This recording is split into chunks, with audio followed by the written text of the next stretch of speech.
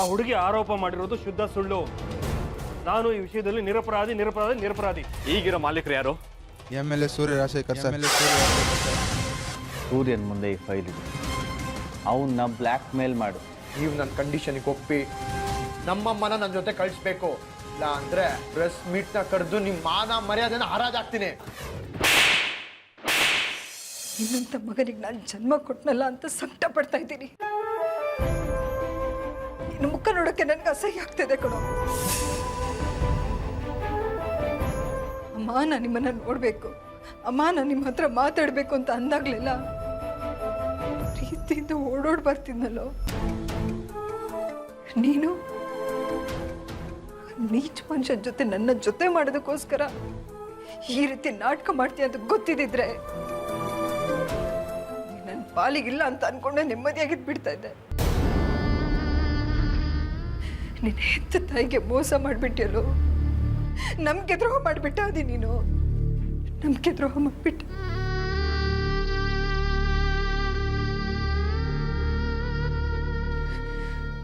ನಿನ್ನ ಮುಖನ ನನಗೆ ತೋರಿಸ್ಬೇಡ, ಹೊರಡು.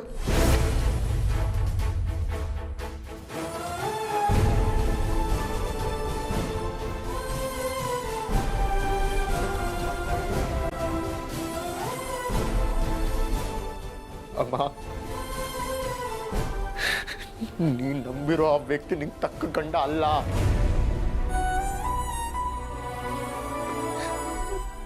ನನ್ನೇ ಕೊಲೆಗಾರ ಅಂತ ಕರೆದೋರಮ್ಮ. ನನಗೆ ಎಷ್ಟೆಲ್ಲ ಕಷ್ಟ ಕೊಟ್ರು. ಹೋಗಿ ಹೋಗಿ ಅವ್ರನ್ನ ನಂಬ್ತಿಯಲ್ಲ. ನಾನು ಸೂರ್ಯ ಅವ್ರ ನಂಬಿಕೆಯಲ್ಲಿ ದೇವರನ್ನ ಕಾಣ್ತಾ ಇದ್ದೀನಿ. ಆದ್ರೆ ನೀನ ತಂದೆ ಅಂತ ಹೇಳ್ತೀಯಲ್ಲ, ನೀಚ ಮನುಷ್ಯ ಶಶಾಂಕ್. ಅವನು ದೇವರಲ್ಲ, ದೇವ್ರ ರೂಪದಲ್ಲಿ ಬಂದಿರೋ ರಾಕ್ಷಸ. ಅಮ್ಮ, ಅಪ್ಪನ ಬಗ್ಗೆ ಎಲ್ಲ ಮಾತಾಡ್ಬೇಡ. ಏನೋ ಮಾತಾಡಬಾರ್ದು. ನೀನು ಹುಟ್ಟೋಕ್ಕಿಂತ ಮುಂಚೆ ನನ್ನ ನಡುಬಿದಲ್ಲಿ ಕೈ ಬಿಟ್ಟು ಹೋದ ನಾನು. ಅವನ ಬಗ್ಗೆ ಏನೋ ಗೊತ್ತು ನಿನ್ಗೆ? ನೋಡಮ್ಮ, ನನಗದೆಲ್ಲ ಗೊತ್ತಿಲ್ಲ.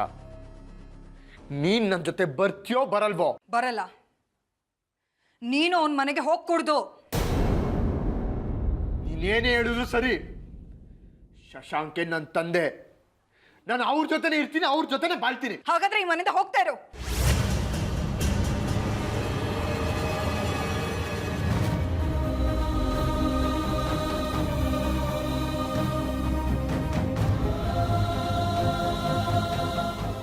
ಹೋಗ್ತೀನಿ. ಆದ್ರೆ ನನ್ನೊಬ್ಬನೇ ಅಲ್ಲ, ನಿನ್ನೂ ನನ್ನ ಜೊತೆ ಕರ್ಕೊಂಡು ಹೋಗ್ತೀನಿ. ರೀ, ಸರಿಯಾಗಿ ತಯಾರು ಮಾಡಿದ್ರೆ ನಮ್ಮಮ್ಮನ್ನ ಇಲ್ದಿರೋದ್ನೆಲ್ಲ ಹೇಳಿ ಉಳಿ ಹಿಡ್ಬಿಟ್ರಲ್ಲ, ಈ ನಿಮ್ಗೆ ಸಮಾಧಾನನಾ? ಚೋಪಾಯಿ, ನಿನ್ನ ಸ್ವಂತ ಮಗನ್ಕಿಂತ ಹೆಚ್ಚಾಗಿ ಸಾಕಿ ಬೆಳೆಸಿದಕ್ಕೆ ಏಕವಚನದಲ್ಲಿ ಮಾತಾಡ್ತಿದ್ಯಾ ಅವರಿಗೆ? ಇನ್ನು ಒಂದು ಕ್ಷಣ ನನ್ನ ಕಣ್ಣಿದ್ರಡೆ ನಿಲ್ಬೇಡ ನೀನು. ನಡಿ ಆಚೆಗೆ. ಹೋಗ್ತೀನಿ.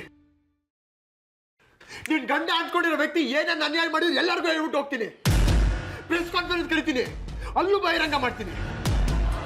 ಏನ್ ಮಾಡ್ತೀಯ ಮಾಡು. ನನ್ನ ಗಂಡನ ಹೇಗೆ ಕಾಪಾಡ್ಕೊಳ್ಬೇಕು ಅನ್ನೋದು ನನಗೆ ಚೆನ್ನಾಗಿ ಗೊತ್ತಿದೆ. ಇವತ್ತಿಗೆ ಈ ಮನೆ ಋಣ ನನ್ನ ಋಣ ತೀರ್ತು ಅಂತ ಅನ್ಕೋ. ನಡಿ. ಅಯ್ಯೋ, ಆಚೆಗೆ ನಡಿ.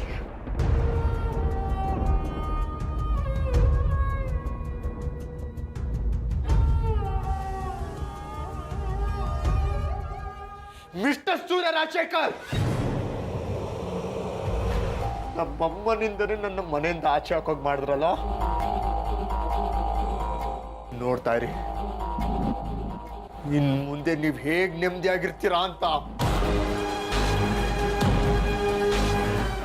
ಅಮ್ಮ,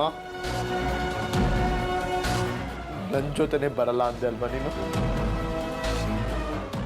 ಒಂದೆಲ್ಲ ಒಂದಿನ ನೀನ್ ನನ್ನ ಜೊತೆ ಬರೋ ಹಾಗೆ ನಾನು ಮಾಡೇ ಮಾಡ್ತೀನಿ.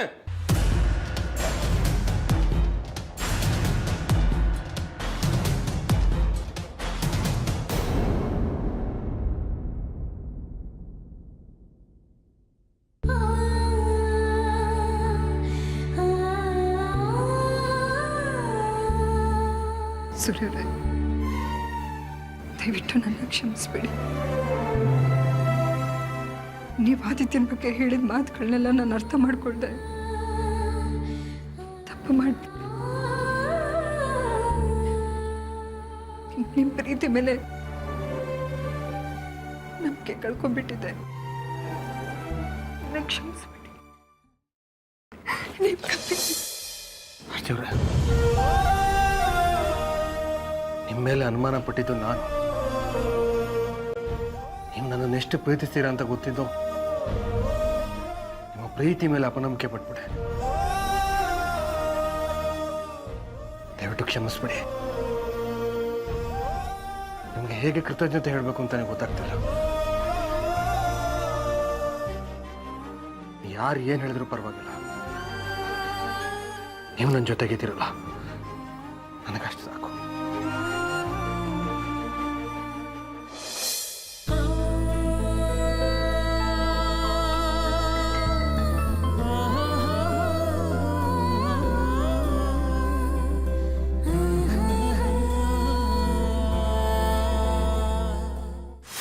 ನೋಡಿ ಸರ್, MLA ಸೂರ್ಯ ಅವರು ಬೈಲಾನೆ ಇಲ್ದಿರೋ ಒಂದು ಫೇಕ್ ಟ್ರಸ್ಟ್ನ ಹುಟ್ಟಾಕಿ ಅದರಲ್ಲಿ ತಾವು ಒಂದು ಮೆಂಬರ್ ಅಂತ ಗುರುತಿಸ್ಕೊಂಡು ಕುಲ ಗೋತ್ರ ಇಲ್ದಿರೋ ಒಂದು ಸಂಸ್ಥೆ ಹೆಸರಿನಲ್ಲಿ ತಮ್ಮ ಅಧಿಕಾರನ ದುರುಪಯೋಗ ಮಾಡ್ಕೊತಿದ್ದಾರೆ.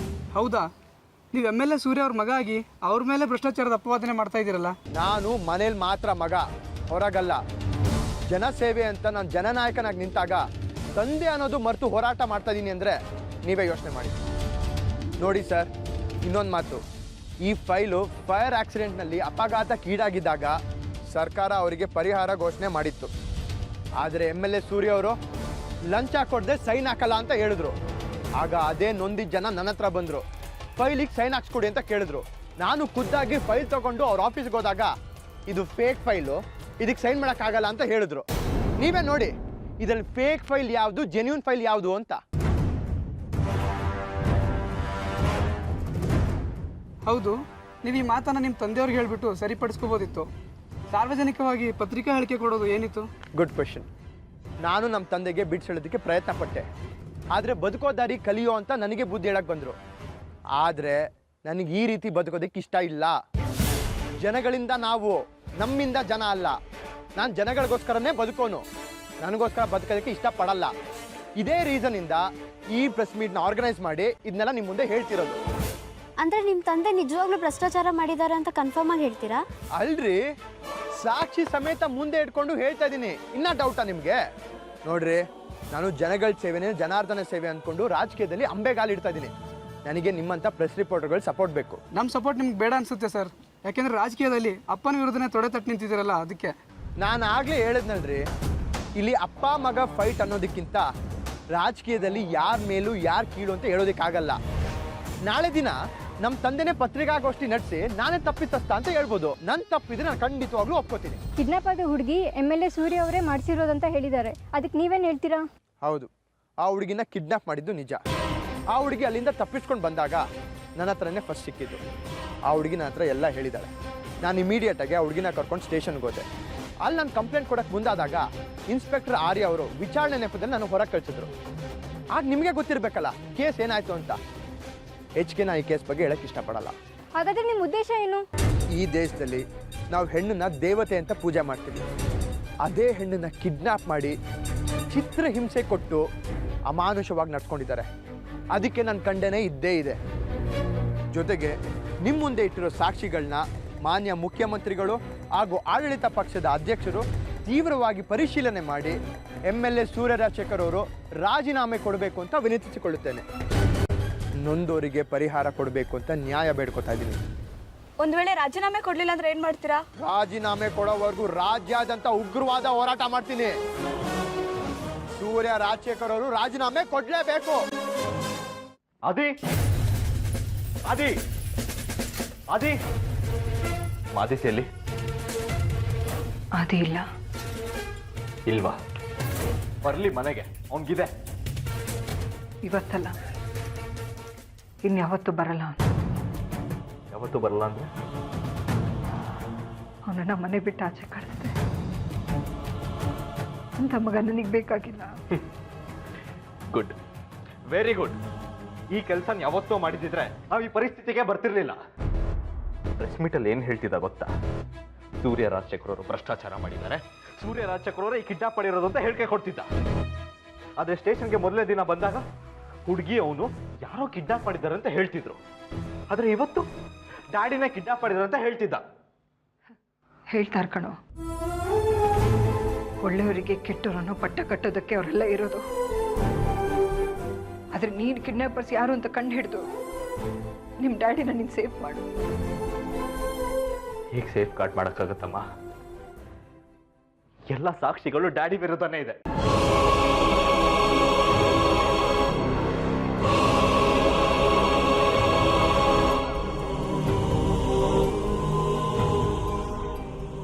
ಏನ್ ಹೇಳ್ತಿದ್ಯೋ? ಇರೋದನ್ನೇ ಹೇಳ್ತಿದ್ದೀನಿ. ಎಲ್ಲ ಎವಿಡೆನ್ಸ್ಗಳು, ಎಲ್ಲ ವಿಟ್ನೆಸ್ಗಳು ಹೇಳ್ತಿರೋದು ನೀವೇ ಆ ಹುಡುಗಿನ ಕಿಡ್ನಾಪ್ ಮಾಡಿದ್ದು ಅಂತ. ಇಲ್ಲ, ನಾನು ಯಾವ ಕಿಡ್ನಾಪ್ ಮಾಡಿಲ್ಲ. ಎಲ್ಲ ಗೊತ್ತಿದ್ದು ನೀನೇ ಹೇಗೆ ಮಾತಾಡ್ತಿದ್ಯಲ್ಲೋ? ಮಾತಾಡಬೇಕು, ಮಾತಾಡೋ ಟೈಮ್ ಬಂದಿದೆ. ನನಗೆ ಸ್ವಲ್ಪ ಕ್ಲಾರಿಫಿಕೇಶನ್ಸ್ ಬೇಕು, ಕೊಡ್ತೀರಾ? ಏನ್ ಕ್ಲಾರಿಫಿಕೇಶನ್? ಇತ್ತೀಚೆಗೆ ಯಾವ್ದಾದ್ರು ತೋಟದ ಮನೆ ಅಥವಾ ಜಮೀನು ಏನಾದ್ರು ಖರೀದಿ ಮಾಡಿದ್ದೀರಾ? ಇಲ್ವಲ್ಲ, ಆ ರೀತಿ ಏನು ಮಾಡಿಲ್ಲ. ಸತ್ಯ ಹೇಳಿ ಡ್ಯಾಡ್, ಪ್ಲೀಸ್. ಸತ್ಯನೇ ಹೇಳ್ತಾ ಇರೋದು. ಆರ್ಯನ್ ಮದುವೆಗೆ ಸರ್ಪ್ರೈಸ್ ಆಗಿ ಕೊಡಬೇಕು ಅಂತ ಇದನ್ನ ಎತ್ತಿಟ್ಟಿದ್ದೆ. ಸೂರ್ಯವ್ರೆ, ಆರ್ಯನ್ ಎಂಗೇಜ್ಮೆಂಟಿಗೆ ಅಂತ ಒಂದು ಜಮೀನು ತಗೊಂಡಿದ್ರಲ್ಲ? ಹೌದು, ಅದು ನನಗೋಸ್ಕರ ಅಲ್ಲ. ಯಾರಿಗೋಸ್ಕರ ತಗೊಂಡಿರತ್ತ ನಾನು ಕೇಳ್ತಿಲ್ಲ. ಆದರೆ ನೀವು ತಗೊಂಡಿರೋ ಜಮೀನಲ್ಲಿ ತೋಟದ ಮನೆ ಇದೆ. ಆ ತೋಟದ ಮೇಲೆ ಹುಡುಗಿನ ಕಿಡ್ನಾಪ್ ಮಾಡಿ ಇರಿಸ್ಕೊಂಡಿದ್ರಿ ಅಲ್ವಾ?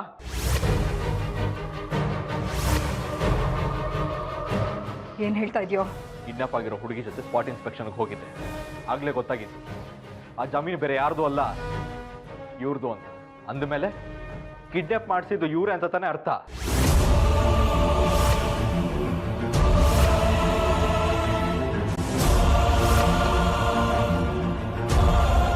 ಅನುಮಾನಕ್ಕೂ ಒಂದು ಮಿತಿ ಇರುತ್ತೆ. ಅನುಮಾನ ಪಡ್ತಿಲ್ಲಮ್ಮ, ಇರೋ ಸತ್ಯನೇ ಹೇಳ್ತಿರೋದು. ನನಗೇನು ಸುಮ್ಮನೆ ಅನುಮಾನ ಪಡಕ್ಕೆ ಆಸೆನಾ ಅಥವಾ ಇವ್ರನ್ನ ಅರೆಸ್ಟ್ ಮಾಡಕ್ಕೆ ದರ್ದ? ಈಗ ನಾನು ಆನ್ ಡ್ಯೂಟಿಯಲ್ಲಿ ಇದ್ದೀನಿ, ನನ್ನ ಕರ್ತವ್ಯ ನಾನು ಮಾಡಲೇಬೇಕು. ನಾನು ನೋಡ್ತಾ ಇರೋ ಕರ್ತವ್ಯನೇನೋ? ನಿನ್ನನ್ನು ನೀನು ಏನು ಅಂತ ಅನ್ಕೊಂಡಿದ್ಯಾ? ಮಾಡದೇ ಇರೋ ತಪ್ಪನ್ನ ನಾನು ಮಾಡಿದ್ದೀನಿ ಅಂತ ಹೇಳ್ತಾ ಇದೆಯಲ್ಲೋ? ಐ ಆಮ್ ಸಾರಿ ಡ್ಯಾಡ್, ಈ ವಿಷಯದಲ್ಲಿ ನಾನು helpless. Because I am on duty. ಅಪ್ಪನಿಗಿಂತ ನೀನು ಡ್ಯೂಟಿನೇ ಮುಖ್ಯನಾ? ನೀವೇ ಹೇಳ್ಕೊಟ್ಟಿದ್ದು ಪಾಠ ಅಮ್ಮ. ಕರ್ತವ್ಯ ಅಂತ ಬಂದಾಗ ತಪ್ಪಿತಸ್ಥರು ಯಾರೇ ಇದ್ರು ಹಿಂದೆ ಮುಂದೆ ನೋಡದೆ ಅರೆಸ್ಟ್ ಮಾಡೋರು. ಹೌದು ಕಣೋ, ಹೇಳಿದ್ದೆ. ಹಾಗಂದು ಮಾತ್ರಕ್ಕೆ ಸೂರ್ಯರು ತಪ್ಪು ಮಾಡಿದ್ರೆ ಅಂತ ಹೇಗೆ ಹೇಳ್ತೀಯಾ? ಸಿಕ್ಕಿರೋ ಎವಿಡೆನ್ಸ್ ಮೇಲೆ MLA ಸೂರ್ಯ ರಾಜಶೇಖರ್ ಅವರೇ ಕಿಡ್ನಾಪ್ ಮಾಡಿದ್ದು ಅಂತ ಸ್ವತಃ ಕಿಡ್ನಾಪ್ ಆಗಿರೋ ಹುಡುಗಿನೇ ಹೇಳಿಕೆ ಕೊಟ್ಟಿದ್ದಾರೆ. ನಾಳೆ ನಿಮ್ಮನ್ನ CM ಕರ್ಕೊಂಡ್ಬರೋದಕ್ಕೆ ಹೇಳಿದ್ದಾರೆ. ಅಲ್ಲಿವರೆಗೂ ಎಲ್ಲೂ ಹೋಗದೆ ನನ್ನ ಜೊತೆ ಕೋಆಪರೇಟ್ ಮಾಡಿ ಪ್ಲೀಸ್.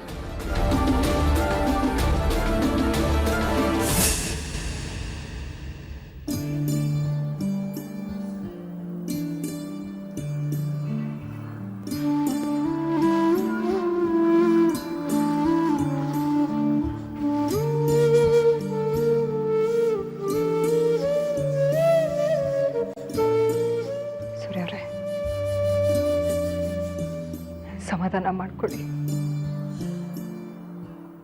ನೀವು ಯಾವ ತಪ್ಪು ಮಾಡಿಲ್ಲ ಅನ್ನೋ ನಂಬಿಕೆ ನನಗಿದೆ. ಇವತ್ತೆಲ್ಲ ನಾಳೆ ತಪ್ಪು ಯಾರು ಮಾಡಿದ್ದು ಅನ್ನೋದು ಗೊತ್ತಾಗುತ್ತೆ. ಗ್ರಹಚಾರ ಕೆಟ್ಟಾಗ ಹಗ್ಗನೂ ಹಾವಾಗುತ್ತೆ ಅಂತಾರಲ್ಲ, ಹಾಗಾಯ್ತು. ನನ್ನ ಗ್ರಹಚಾರಕ್ಕೆ ಆದಿ ಅನುಗ್ರಹ ಅಡ್ಡ ಬಂದು ನನ್ನ ಬದುಕಿಗೆ ಗ್ರಹಣನೇ ಹಿಡಿಸ್ಬಿಟ್ಟ.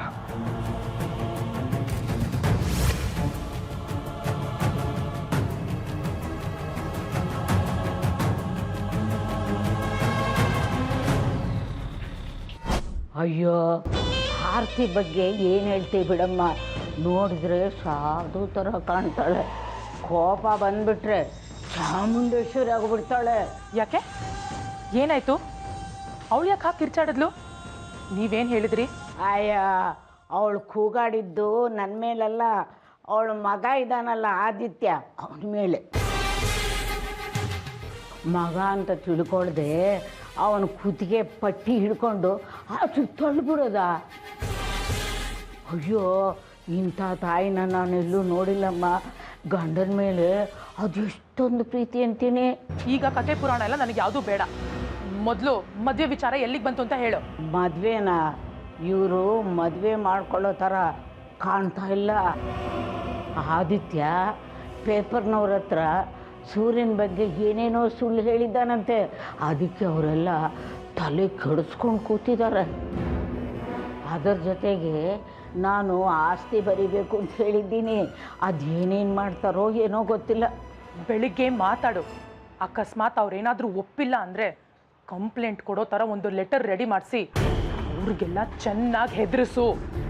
ಆವಾಗ ಅವ್ರದ್ದು ಹೇಗೆ ಆಸ್ತಿ ಬರೆಯೋದಿಲ್ವೋ ನಾನು ನೋಡ್ತೀನಿ. ಅದಂಗಾಗುತ್ತೆ? ಆರ್ಯನೇ ಇನ್ಸ್ಪೆಕ್ಟ್ರು, ನಾನು ಕಂಪ್ಲೇಂಟ್ ಕೊಟ್ಟರೆ ಅವನು ಏನು ಮಾಡೋದಕ್ಕಾಗಲ್ಲ.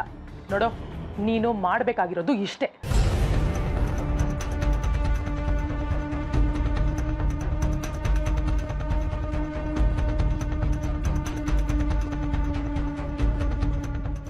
ನೀನು ಹೆದರಬೇಡ, ನಾನಿದ್ದೀನಿ.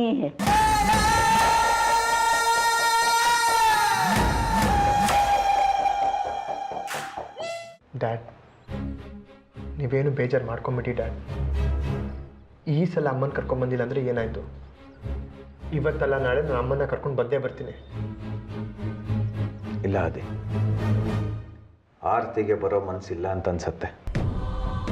ಹಾಗಿದ್ದಿದ್ರೆ ಸೂರ್ಯ ಮನೆಯಿಂದ ಹೋಗುವಂದಾಗಲೇ ಅವಳು ನಿನ್ನ ಜೊತೆ ಬರಬೇಕಾಗಿತ್ತು. ಆದರೆ ಅವಳು ಬರಲಿಲ್ಲ. ಬದಲಾಗಿ ನಿನ್ನೆ ಮನೆಯಿಂದ ಆಚೆ ಹಾಕಿದ್ರು. ಆರತಿ ಇಲ್ಲಿ ಬರಲ್ಲ ಅನ್ಸುತ್ತೆ. ಡ್ಯಾಡ್, ಇದನ್ನೆಲ್ಲ ಮನಸ್ಸಲ್ಲಿ ಯಾಕೆ ಇಟ್ಕೊಂಡಿದ್ದೀರಾ? ಅಮ್ಮನ ಮನಸ್ಸು ಎಂಥದ್ದು ಅಂತ ನನಗೆ ಚೆನ್ನಾಗಿ ಗೊತ್ತಿದೆ.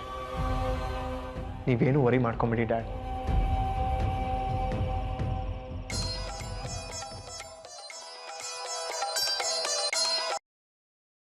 ಹೇಳಿ ಸರ್. ಕಂಗ್ರ್ಯಾಚುಲೇಷನ್ಸ್ ಮಿಸ್ಟರ್ ಆದಿ. ಇವತ್ತು ಮಾಡಿರೋ ಪ್ರೆಸ್ ಮೀಟ್ಗೆ ನೀನು ಎಲ್ಲೋ ಹೋಗ್ಬಿಟ್ಟೆ. Thank you sir. ನೀವು ಹೇಳ್ದಾಗ ಮಾಡಿದ್ದೀನಿ ಅಷ್ಟೇ. ಹೇಳೋದನ್ನು ಮಾಡೋ ಕಲೆ ಗೊತ್ತಿರಬೇಕು ಆದಿ. ನೀನು ಎಲ್ಲದರಲ್ಲೂ ನಂಬರ್ 1. ಇವತ್ತು ನೀನು ಮಾಡಿರೋ ಪ್ರೆಸ್ ಮೀಟ್ನಿಂದ ಹೈಕಮಾಂಡ್ ಗಮನ ಸೆಳೆದಿದೆ. ಸದ್ಯದಲ್ಲೇ ನಿಮಗೆ ಹೈಕಮಾಂಡಿಂದ ಫೋನ್ ಬರ್ಬೋದು. Thank you sir. Thank you very much. ಇವಾಗ ನೀನು ಎಲ್ಲಿದೆಯಾ? ನಾನು ನಮ್ಮ ಡ್ಯಾಡ್ ಜೊತೆ ಇದ್ದೀನಿ. ಹೌದಾ? ಮತ್ತು ಅವ್ರು ಫೋನ್ ಕೊಡು, ಮಾತಾಡ್ತೀನಿ. ಹಾಂ ಸರ್, ಕೊಟ್ಟೆ. ಹೇಳಿ ಸರ್. Hello sir, congrats. ಇವತ್ತು ನಿಮ್ಮ ಮಗ ಒಂದು ಸಾಧನೆ ಮಾಡಿದ್ದಾನೆ. ಇನ್ನು ಮುಂದೆ ಅವ್ನು ಹಿಡಿಯೋಕ್ಕಾಗಲ್ಲ. ನೆಕ್ಸ್ಟ್ MLA ಆಗೋದಂತೂ ಗ್ಯಾರಂಟಿ. ಎಲ್ಲ ನಿಮ್ಮ ಆಶೀರ್ವಾದ ಸರ್. ನಿಮ್ಮ ಸಪೋರ್ಟು ಬೆಂಬಲ ಅವನ ಮೇಲೆ ಯಾವಾಗಲೂ ಹೀಗೆ ಇರಲಿ. ಖಂಡಿತ. ಆದಿತ್ಯನಿಂದ ನಮ್ಮ ಪಕ್ಷಕ್ಕೆ ಹೊಸ ಇಮೇಜ್ ಬಂದಿದೆ. ಅಂಥದ್ರಲ್ಲಿ ಅವ್ನು ಹೆಂಗೆ ಕೈ ಬಿಡೋಕ್ಕಾಗತ್ತೆ? ಆ ಕಾರಣಕ್ಕೆ ಆದಿತ್ಯಂಗೆ ನಮ್ಮ ಪಾರ್ಟಿ ಅಧ್ಯಕ್ಷರು ಪಾರ್ಟಿ ಅರೇಂಜ್ ಮಾಡಿದ್ದಾರೆ. ನೀವು ಆದಿತ್ಯನ ಜೊತೆ ಇವತ್ತು ಬರಬೇಕು ಸರ್. ಶ್ಯೂರ್, ಖಂಡಿತ ಬರ್ತೀನಿ. ಆದಿಕ್ಕೆ ಫೋನ್ ಕೊಡ್ತೀನಿ, ಮಾತಾಡಿ. ಹಲೋ, ಹೇಳಿ ಸರ್. ಸರ್, ಪಾರ್ಟಿ ಆಫೀಸ್ನಲ್ಲಿ ಚಿಕ್ಕದಾಗಿ ಒಂದು ಪಾರ್ಟಿ ಇಟ್ಕೊಂಡಿದ್ದೀವಿ. ನಿಮ್ಮ ತಂದೆಗೂ ಹೇಳಿದ್ದೀವಿ, ತಪ್ಪದೆ ಇಬ್ಬರು ಬರಬೇಕು. ಸರಿ ಸರ್, ಖಂಡಿತ ಬರ್ತೀನಿ. ಡ್ಯಾಡ್, ಬನ್ನಿ ಪಾರ್ಟಿಗೆ ಹೋಗೋಣ. ಅದೇ, ನೀನು ಹೋಗ್ಬಾ, ನಾ ಬರೋಕ್ಕಾಗಲ್ಲ. Dad please dad. ಅದು ನನಗೆ ಈ ಥರ ಪಾರ್ಟಿಗೆಲ್ಲ ಬಂದ ಅಭ್ಯಾಸ ಇಲ್ಲ. ನೀನು ಹೋಗ್ಬಾ. ಸರಿ, ನಾನು ಹೋಗಿ ಬರ್ತೀನಿ. ಅದೇ, ಒಂದು ನಿಮಿಷ ತಗೋ. ಇದ್ಯಾಕೆ? ಇದು ಈ ಮನೆ ಕೀ. ಇನ್ಮೇಲೆ ನಿನಗೆ ಆ ಮನೆಯಲ್ಲಿ ಜಾಗ ಇರೋದಿಲ್ಲ. ನೀನು ಇಲ್ಲೇ ಇರು. ಮತ್ತು ನೀವು? ನಾನು ಸದ್ಯಕ್ಕೆ ಇಲ್ಲಿರಲ್ಲ. ಮತ್ತೆಲ್ಲಿ ಹೋಗ್ತೀರ ಡ್ಯಾಡ್? ನಾನು ಸದ್ಯಕ್ಕೆ ಎಲ್ಲಿರ್ತೀನಿ ಅಂತ ಕೇಳ್ಬೇಡ. ಅದೇ, ಯಾವಾಗ ಎಲ್ಲಿರ್ತೀನಿ ಅಂತ ನನಗೆ ಗೊತ್ತಿರಲ್ಲ. ನೀನು ಈ ಮನೆ ಕೀ ತಗೋ. ಸರಿ ಡ್ಯಾಡ್, ನಾನು ಮತ್ತೆ ನಿನ್ನ ಮೀಟ್ ಮಾಡ್ತೀನಿ. ಆದರೆ ಒಂದು ಮಾತು ಡ್ಯಾಡ್, ನಿಮ್ಮ ಫೋನ್ ಯಾವಾಗಲೂ ಆನಲ್ಲೇ ಇಟ್ಕೋಬೇಕು. ಸರಿ ಸರಿ ಡ್ಯಾಡ್, ಬಾಯ್.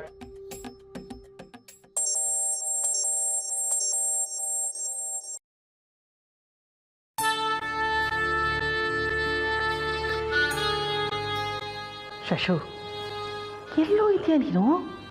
ನೀನು ಇನ್ನೂ ಬಂದಿಲ್ಲ ಅಂತ ಜಾಸ್ಮಿನ್ ತುಂಬ ಟೆನ್ಷನಲ್ಲಿದ್ದಾಳೆ. ಬೇಗ ಬಾರೋ. ಇಲ್ಲ ಅತ್ತೆ, ನಾನೀಗ ಬರೋಕ್ಕಾಗಲ್ಲ. ಜಾಸ್ಮಿನ್ಗೂ ಕಾಯಬೇಡ ಅಂತ ಹೇಳು. ಈಗ ನಾನು ಏನೇ ಹೇಳಿದ್ರು ಅವ್ಳು ಕೇಳೋ ಸ್ಥಿತಿನಲ್ಲಿ ಇಲ್ಲ ಕಣೋ.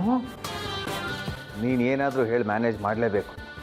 ಉಪ್ಪಿಲ್ದಿರೋ ಊಟ ಮಾಡಿ ನಾಲ್ಗೆ ಕೆಟ್ಟೋಗಿದೆ ನನಗಲ್ಲಿ. ಶಶು, ಹಾಗೇನಾದ್ರು ಹೇಳಿದ್ರೆ ತುಂಬ ಕಷ್ಟ ಆಗುತ್ತೆ. ನೀನೇ ಏನಾದರೂ ಮಾತಾಡ್ಕೋ, ಎಲ್ಲ ನಿನ್ನಿಂದಾನೇ ಆಗಿದ್ದು.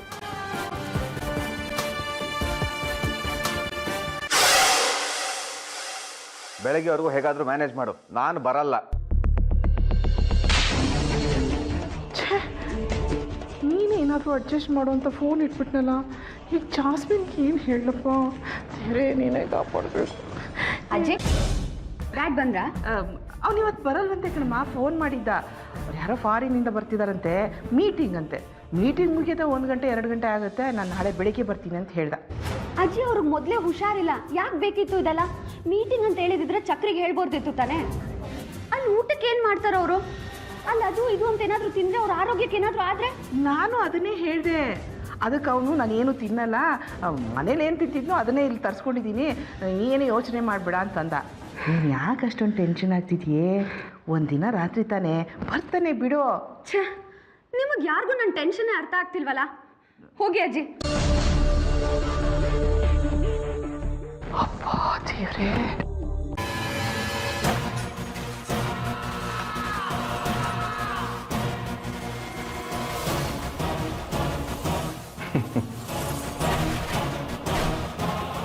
ಇವತ್ತು ರಾತ್ರಿ ಶಶಾಂಕ್ ಮನೆಗೆ ಬರ್ತಿಲ್ವಾ? ಏನೋ ವಿಷಯ ಇದೆ.